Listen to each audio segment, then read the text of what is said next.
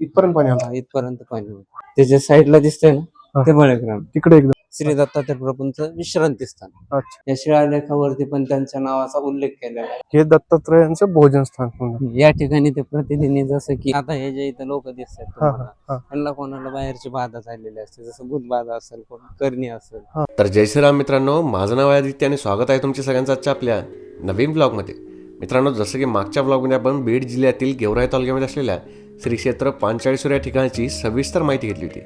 तर आजच्या ब्लॉगमध्ये आपण पांचाळेश्वर या ठिकाणाची सविस्तर पाहणी करणार आहोत. तर चला मग सुरुवात करू आजच्या आपल्या ब्लॉगला लाईक करा, शेअर करा, चॅनलला सबस्क्राईब करा आणि बेल आयकॉन दाबायला विसरू नका. हे जे वरती मंदिर आहे आपलं, हे कशाचं आहे? हे चक्रधर स्वामींचं. अच्छा, हे चक्रधर स्वामीचं मंदिर. हो, या ठिकाणी ज्यावेळेस पूर्वार्धामध्ये स्वामी बळेग्रामवरून कडा रोकड्याला आले होते, हा हा म्हणजे या साईडला जे बळेग्राम आहे हा हा तिथून स्वामी इथं आले. हा. ज्यावेळेस ते दत्त महाराजांचं जे विश्रांती स्थान आहे, हा हा त्या ठिकाणून त्यांनी दाखवलं होतं की ते बघा श्री दत्तात्रय महाराजांचं भोजन स्थान. हा हा ते दाखवल्याच्या नंतर स्वामी इथं 5 दिवस मुक्कामी थांबले होते. अच्छा. म्हणून त्याला अवस्थान म्हणून असं उल्लेख केला होता. अवस्थान. अवस्थान. हे चक्रधर स्वामींचं हा, या ठिकाणी ते 5 दिवस त्यांनी मुक्काम केलेला, म्हणजे वास्तव्य. जसं की आपण कुठं गेलो हा तर त्यांच्यासोबत जे भक्तिजन होते, हा. त्या भक्तिजनांसोबत ते या ठिकाणी 5 दिवस त्यांनी वास्तव्य केले. अच्छा अच्छा म्हणून या ठिकाणाला अवस्थान म्हणतात. अच्छा. अवस्था. लक्ष.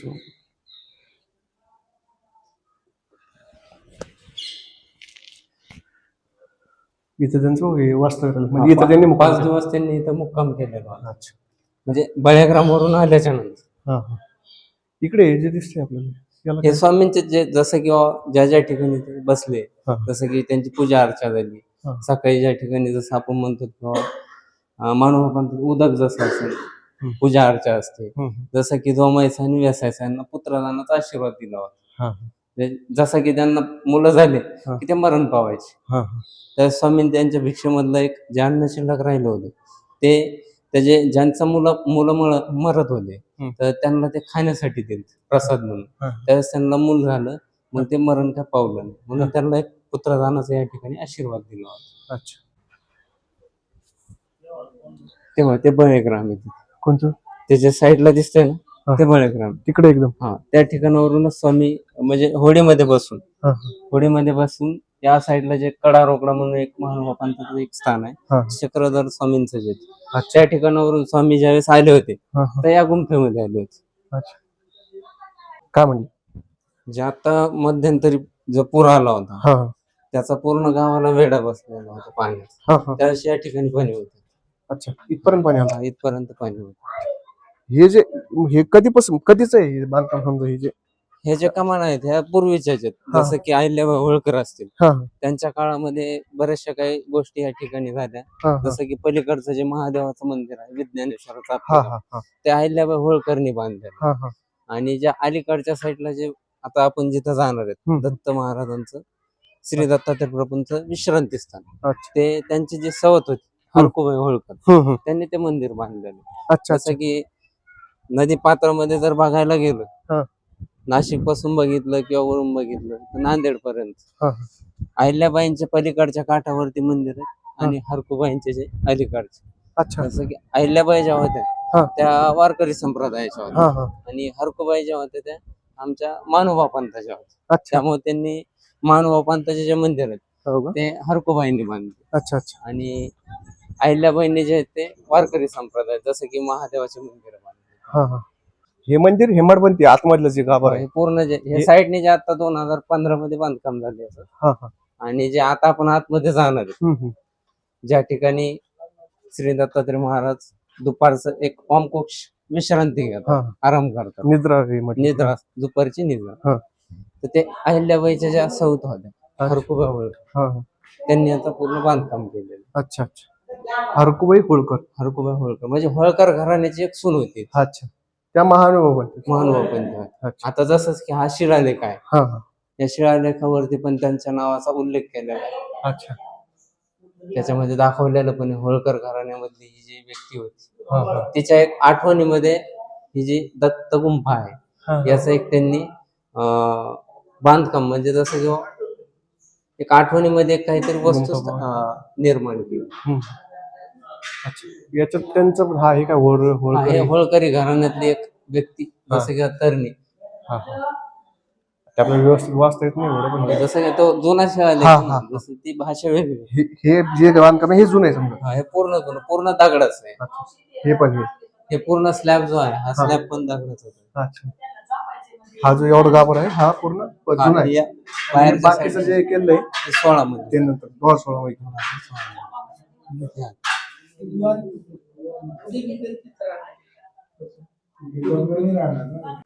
हे जे आता इथं दुपारी, जसं की बाबांनी तुम्हाला सांगितलं की श्री दत्तात्रय महाराज काशीला स्नान करतात, जसं की कोल्हापूरची भिक्षा घेतात, तसंच पांचळेश्वरला जे खाली नदी पात्रामध्ये श्री दत्तात्रय महाराजांचं जे आत्मतीर्थ म्हणून जो मंदिर आहे, त्या ठिकाणी ते प्रतिदिनी, जसं की जोपर्यंत ही सृष्टी आहे, जसं की चंद्र सूर्य, तोपर्यंत ते तिथं भोजनाला येणार. असं एक पांचाळ राजाला आणि आत्मऋषींना त्यांनी एक वरदान दिलेलं आहे की जोपर्यंत ही सृष्टी आहे तोपर्यंत मी तिथं भोजनाला येणार. तसंच या ठिकाणी दुपारी एक प्रहर, जसं मानोबा पंथामध्ये एक प्रहर म्हणजे 3 तास, या ठिकाणी श्री दत्तात्रय महाराज प्रतिदिन दुपारी 1 ते 4 वाजेपर्यंत या ठिकाणी आराम करतात. म्हणून या स्थानाला श्री दत्तात्रय महाराजांचं विश्रांती स्थान असा उल्लेख केला जातो. आणि हे जे मंदिर आहे, जसं तुम्हाला सांगितलं बाबांनी, पलीकडचं विद्यानेश्वराचं आपेगाव, त्या ठिकाणी जे मंदिर आहे महादेवाचं, त्या ठिकाणी अहिल्याबाई ज्या होत्या त्यांनी त्या मंदिराचा जीर्णोद्धार केला. तसंच या ठिकाणी पण हरकुबाई होळकर ज्या होत्या त्यांनी या पूर्ण मंदिराचा जीर्णोद्धार केलेला. म्हणजे पूर्ण जे ते कलाकुसरीने दगडाच्या ह्याच्यामध्ये बांधकाम केलेलं. अच्छा, हे जुनं बांधकाम, हे पूर्ण जुनं. याला फक्त हे लावलंय, याच्या आतमध्ये दगडी बांधकाम. ह्याच्या आतमध्ये पूर्ण दगडाचं. हे आता फक्त काच आता बसवले 4-5 वर्ष झाली. हे त्यांचं निद्रास्थान, जसं किंवा दुपारी आपण जसं विश्रांती घेतो तसं 1 ते 4 वाजेपर्यंत त्यांचं इथं आराम असतो. पहिले तिथं भोजन करून इथं आराम करून मग माहूरला जातात, जसं बाबांनी तुम्हाला सांगितलं. आणि आता जे तुम्ही माझ्याशी कॉन्टॅक्ट केला की आमचा जो संग्राम कोटे आहे तो काय कारण असतो, काय काम असल्यामुळे तो बाहेर गेला, नाही तर त्यानेच तुम्हाला माहिती दिली असती, मला इकडे येण्याची आवश्यकता पडली नसती. तो नसल्यामुळे त्याच्या जागेवर मला म्हणजे माहिती द्यावी लागेल. बाहेर आपण ते खालच्या भोजन स्थान. हे जे दिसते हे पण चक्रधर स्वामी, सर्वज्ञ चक्रधर स्वामी, जसं की आपण ज्या ज्या ठिकाणी गेले त्या त्या ठिकाणी त्यांनी त्यांच्या लिहा, जसं की आता या ठिकाणी दत्तात्रय महाराजांची पवित्र भूमी होती, त्यामुळे दत्तात्रय महाराजांच्या पवित्र भूमीवरती चक्रधर स्वामींनी आपले स्वतःचे पाय ठेवले नाहीत, म्हणून अवधूत नावाचा जे भक्त होता त्यांच्या खांद्यावरती बसून ते भोजन स्थानाकडे गेले होते. जसं की इथं अनंतदेव ब्राह्मण नावाचा एक ब्राह्मण होता, त्याच्यावरती स्त्रीला छळण्याबद्दल एक आरोप आला होता. त्यावेळेस त्यांना त्या पापातून त्या ठिकाणी मुक्त केलं होतं. जसं की त्या ठिकाणी पलीकडचं जे होतं की एक ऋषी होते, त्या ऋषींचा जो मुलगा होता त्यांना एक भविष्य बघायला सांगितलं होतं. आणि स्वामींनी तिथं भक्तिजनांसोबत, म्हणजे जसं त्यांच्यासोबत जे मंडळी होती त्यांच्यासोबत भिक्षा देऊन त्यांनी भोजन केलं होतं. म्हणजे हे चक्रधर स्वामींचं स्थान आहे. अच्छा, म्हणजे पूर्ण गंगा तीर बघितलं तर या ठिकाणी तुम्हाला महानुभाव पंथाचे कितीतरी तीर्थक्षेत्र दिसतील. अच्छा, हे दत्तात्रयांचं भोजन स्थान. या ठिकाणी ते प्रतिदिनी, जसं की अद्यापही या ठिकाणी ते पाणी पात्र करून माहूरला निद्रेला जातात. म्हणजे दुपारचं इथं भोजन होतं आणि दुपारची निद्रा करतात आणि त्याच्यानंतर 4च्या नंतर ते माहूरला जातात. अच्छा, हे त्यांची रोजची दिनचर्या आहे. दुपारच्या 12च्या वेळेला, समजा 12 वाजेच्या वेळेला 12च्या वेळेला त्यांचं भोजन असतं. म्हणजे या ठिकाणी दुपारी 12 वाजता आरती होती. 12 ते 12:30 वाजेपर्यंत आरती चालते. त्याच्यानंतर ते त्या ठिकाणी, आता जसं की ज्याच्या त्याच्या नशिबामध्ये असतात त्या गोष्टी, ज्यांना दर्शन भेटायचं त्यांना भेटतात, म्हणून त्या ठिकाणी ते प्रतिदिन भोजनाला येतात. भोजन झालं त्यामुळे मग वरती विश्रांतीला असतात. त्याच्यानंतर ते 4च्या नंतर माहूरला. म्हणजे श्री दत्तात्रयांचे जे मुख्य स्थान आहे त्यांच्यापैकी हे पण हा. भरपूर महत्वाचं आता स्थान तसं पाहायला गेलं तर 3च ठिकाणी स्थान आहेत. हा. बद्रिकाश्रम असेल, हा. पंचेश्वर असेल, हा. माहूर असेल, हम्म. असे एक मुख्य 3च ठिकाणी. अच्छा.